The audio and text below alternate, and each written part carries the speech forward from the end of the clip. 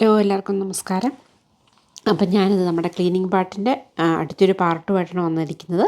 അപ്പം ഈ ക്ലീനിങ് എല്ലാം തന്നെ ഞാൻ ദീപാവലിക്ക് മുന്നേ ചെയ്തതാണ്. അപ്പം ഓരോന്നോരോന്നായിട്ട് ഇപ്പോഴാണ് അപ്ലോഡ് ചെയ്യുന്നതേ ഉള്ളൂ. അപ്പം ഇത് നമ്മുടെ കൺസർവേറ്ററി ക്ലീനിങ് വീഡിയോ ആണ്. അപ്പം ഞാൻ പറയാറുണ്ട്, ഞാൻ വിൻ്ററിൽ കൂടുതൽ താമസിക്കുന്നത് ഈ കൺസർവേറ്ററിയിലാണ്. കാരണം നമുക്ക് ഡേ ലൈറ്റ് വളരെ കുറവാണ്. നേരം വെളുക്കുന്നത് തന്നെ ഒരു 8-8:30 അത് കഴിഞ്ഞിട്ട് 2-2:30 ആകുമ്പോഴത്തേനും നല്ല ഇരുട്ടാകും. അപ്പം നമുക്ക് ഒട്ടും വെളിച്ചം കാണത്തില്ല. അപ്പം കുറച്ചും കൂടെ ബ്രൈറ്റായിട്ടും എനിക്ക് കുറച്ച് പ്രകൃതിയുടെ കാഴ്ചകളും ഒക്കെ കാണാൻ ഞാൻ കൺസർവേറ്ററിയിലാണ് കൂടുതൽ ടൈം സ്പെൻഡ് ചെയ്യുന്നത്. അതുപോലെ തന്നെ ക്ലാസ്സൊക്കെയുള്ള വീഡിയോ, അതായത് അതൊക്കെ ഇനി പതുക്കെ തുടങ്ങണം. കാരണം എന്നാന്ന് പറഞ്ഞാൽ നമുക്ക് ഗാർഡനിങ്ങിൽ ഇനി പണിയൊന്നുമില്ല. ഗാർഡനൊക്കെ ഇരുണ്ട് മൂടി, ഇനി അവിടെ കൃഷിയൊന്നും ചെയ്യാൻ പറ്റത്തില്ല. പിന്നെ കുറച്ച് ഇൻഡോർ പ്ലാന്റ്സ് മാത്രമേ ഉള്ളൂ. അപ്പം അതുകൊണ്ട് ഞാൻ ഇവിടെയാണ് കൂടുതലിരിക്കുന്നത്. അപ്പോൾ എനിക്ക് ഈ ഏരിയയും എല്ലാ ഏരിയയും നമ്മുടെ വീടിൻ്റെ അകം നമ്മൾ വൃത്തിയാക്കണം. പക്ഷേ എക്സ്പെഷ്യലി ഈ ഏരിയ കൂടുതലിനി വൃത്തിയാക്കേണ്ടി വരും. അപ്പം പറഞ്ഞു വന്നത് എന്താണെന്ന് പറഞ്ഞാൽ, അപ്പോൾ നമുക്കിവിടെ നല്ല സ്പൈഡറിൻ്റെ പ്രോബ്ലം ഉണ്ട് കേട്ടോ. അപ്പം ജനലേലും എല്ലാം നന്നായിട്ട് തുടയ്ക്കണം. ഓരോ ചട്ടി എടുത്ത് ഞാൻ തുടയ്ക്കും. അങ്ങനെയൊക്കെയാണ് ഞാൻ ചെയ്യുന്നത്. പിന്നെ തണുപ്പാവുന്നതുകൊണ്ട് തന്നെ നമ്മുടെ ചെടികൾക്ക് ഒത്തിരി വെള്ളത്തിൻ്റെ ആവശ്യമില്ല. കുറച്ച് വെള്ളം ഒഴിച്ചു കൊടുത്താൽ മതി. പിന്നെ അതിൻ്റെ ഇലകളൊക്കെ ഒന്ന് ഉണങ്ങിപ്പോകുന്നതെല്ലാം കണ്ടിച്ചു കൊടുക്കണം. അല്ലെങ്കിൽ എന്താ പറയുക, അത് വെറുതെ അത് പുതിയ നാമ്പുകളൊന്നും ഉണ്ടാകത്തില്ല. ഉണങ്ങിയ ഇലകളൊക്കെ എടുത്ത് കളയണം, എന്നാലൊരു വൃത്തിയാകത്തുള്ളൂ. അപ്പം നമുക്ക് അലോവേര നമ്മളെല്ലാ റൂമിലും തന്നെ വെച്ചിട്ടുണ്ട്. കാരണം അത് നമ്മുടെ അന്തരീക്ഷത്തിലുള്ള ഈർപ്പം അല്ലെങ്കിൽ ഹ്യൂമിഡിറ്റീനെ വലിച്ച് എടുക്കും. അതുപോലെ അലോവേരയ്ക്ക് കുറച്ച് വെള്ളം മാത്രം മതി. നമ്മൾ അധികം വെള്ളം അലോവേരയ്ക്ക് ഒഴിച്ചു കൊടുത്താൽ അലോവേര കേടായിപ്പോവും, അതായത് ചീഞ്ഞു പോവും. അപ്പോൾ അത് മരുഭൂമിയിൽ വളരുന്ന ചെടിയാണല്ലോ. അപ്പം ഞാനൊരു വൈപ്സ് ഇട്ടാണ് കേട്ടോ എല്ലാ ഭാഗവും തുടയ്ക്കുന്നത്. അപ്പം നമുക്ക് രണ്ട് സൈഡിൽ ഇതുപോലെ ഒരു അരപ്ലേസ് പോലെ ഇങ്ങനെയൊരു തിട്ട ഉണ്ടാക്കിയിട്ടിട്ടുണ്ട്. അപ്പോൾ ആ രണ്ട് സൈഡും ക്ലീൻ ചെയ്യണം. അപ്പോൾ നമ്മുടെ ലോഞ്ച് അവിടെയാണ്. ലോഞ്ചൊക്കെ ഞാൻ മൊത്തം ക്ലീൻ ചെയ്ത് കഴിഞ്ഞു. നേരെ ഇനി ഇങ്ങോട്ടാണ് ക്ലീൻ ചെയ്തത് കേട്ടോ.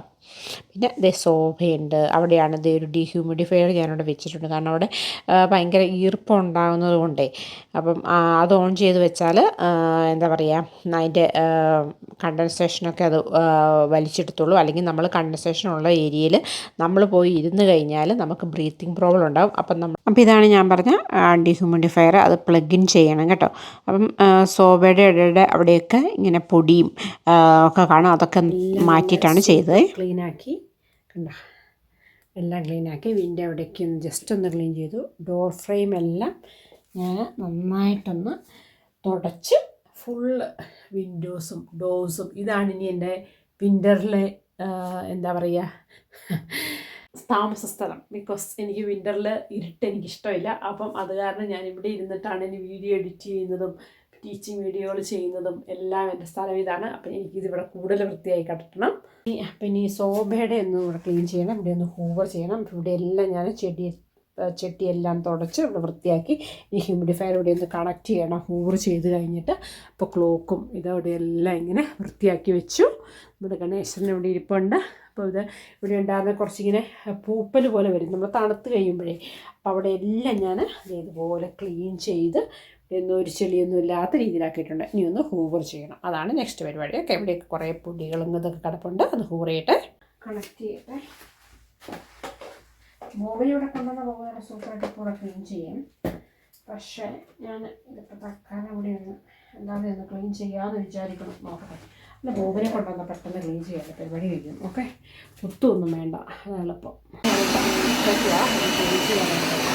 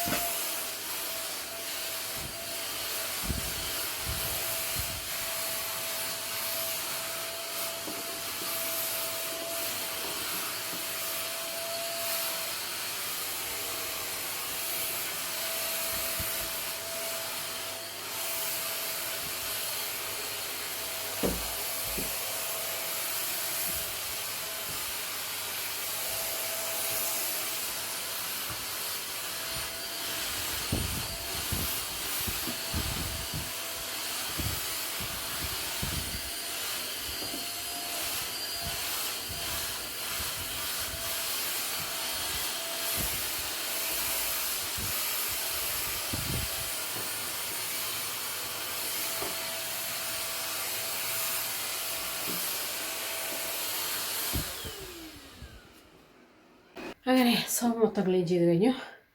ഇനിയൊന്ന് ഇച്ചിരി നല്ല മണം വരുത്താനായിട്ട് ഞാനൊരു പാത്രം ക്ലീൻ ചെയ്തപ്പോൾ കാണിച്ചില്ലേ ഒരു സൊല്യൂഷൻ, അതൊന്ന് സ്പ്രേ ചെയ്തൊന്ന് തുടയ്ക്കണം. അത് ഇച്ചിരി കഴിയുമ്പോൾ ചെയ്യാൻ മടുത്തു, വേണ്ട ഇപ്പം തന്നെ ഞാൻ ക്ലീൻ ചെയ്തേക്കാം. നമ്മൾ ഇവിടെ എന്നാ ചെയ്യാൻ വേണ്ടി പോകണമെന്ന് പറഞ്ഞാൽ, ഞാനൊരു സ്പ്രേ കാണിച്ചില്ലായിരുന്നു, ഈ സ്പ്രേ, ഈ fabulous room and fabric freshener or upholstery ആണെങ്കിലും നല്ലതാണ്. അപ്പം ഞാനിത് ഒന്ന് സ്പ്രേ ചെയ്യുക. ഓക്കെ, അപ്പോൾ ഇവിടേക്ക് നിന്ന് ഇത് നല്ല മണം വരാൻ.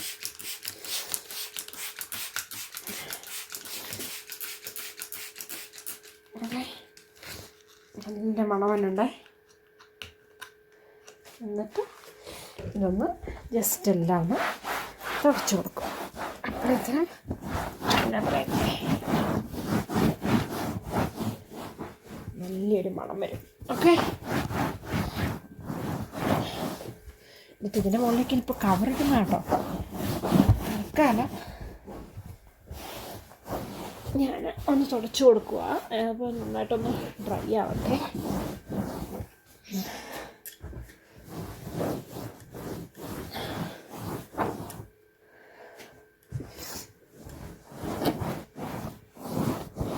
ഓക്കെ, അപ്പോൾ ഇത് കഴിഞ്ഞു. ഇനി ഓരോന്നും ഇങ്ങനെ എടുത്ത് സ്ഥാപിക്കാം. ഇതല്ല കേട്ടോ, ഞാനിത് മൊത്തം മാറ്റും. ഇപ്പോൾ കുഷ്യൻ